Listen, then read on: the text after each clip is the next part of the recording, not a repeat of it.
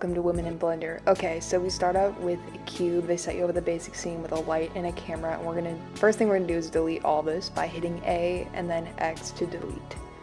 So, yep, waiting for there we go. X and delete.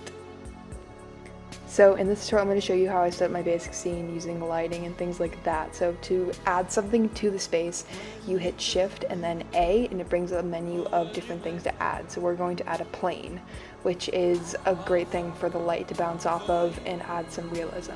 So in order to scale it up, you're going to hit S on the keyboard, and then that brings up this little sizer thing, and you go ahead and make it bigger. So now we're going to tab into something called edit mode. There are two settings in Blender: object mode, what I'm in currently, and then edit mode. To switch it to edit mode, you hit the tab button, and that is where we are now. So you can see that it's highlighting the whole object in orange in which you are editing. So what we're going to do is we're going to change this plane into a backdrop by hitting the select by edges setting and then selecting that far edge in edit mode. And then what we're going to do is hit E and Z to extrude it on the Z axis, or to raise it up. So that's what I'm doing right here, and this will form the back wall of my scene and create like a good starting point. So now what we need to do is bevel it, because we're essentially creating like a cyc, what you would use in the background of a photo studio. I think that this plays well into most renders. I'm going to go ahead and select the backmost edge there using the edge selection tool, and I'm going to hit Control B, and we're going to bevel it to make it rounded. So I hit Control B, and then I'm kind of dragging upwards to create this nice bevel, and then I'm going to hit the menu that popped up in the bottom left corner that is labeled with bevel, and I'm going to increase the amount of segments to actually make that curve.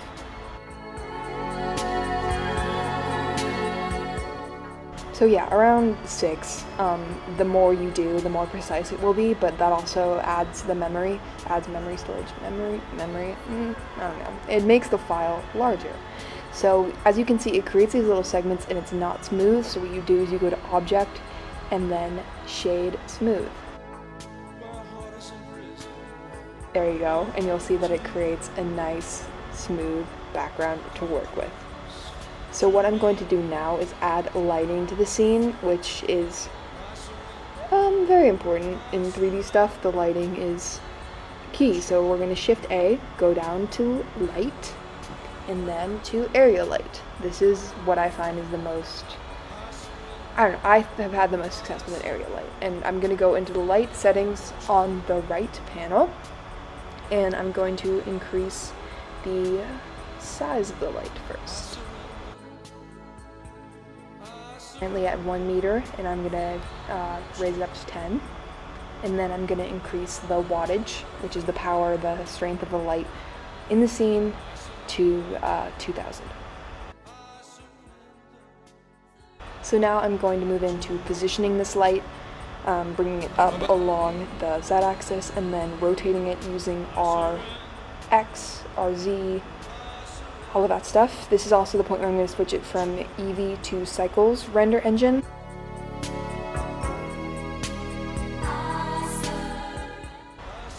Okay, so now I am positioning the light like I talked about. I'm going to go ahead and rotate it along the x-axis and then bring it back, GY, to move it along the y-axis.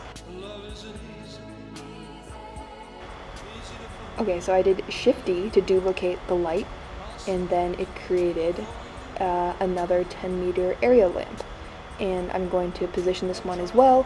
This is a lighting setup that I often use, just two very large lights coming from different directions, focused on one point.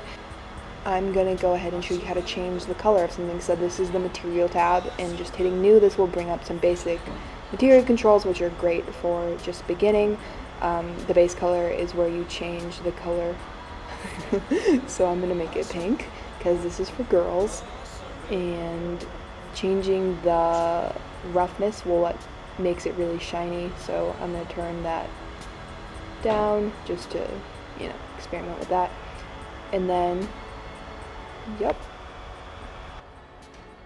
Okay, so now we're going to add something to the scene that we have created.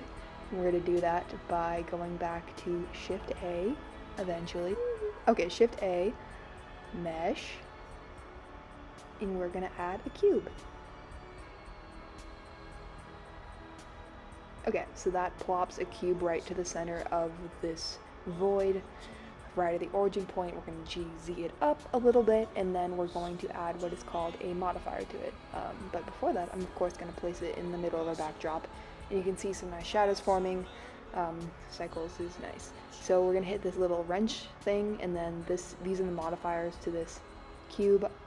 One that comes in handy a lot is subdivision surface, and we're going to turn it up to 3 on both. That's where I usually like to operate, and this just makes it rounded, so it turns it from a cube to a sphere.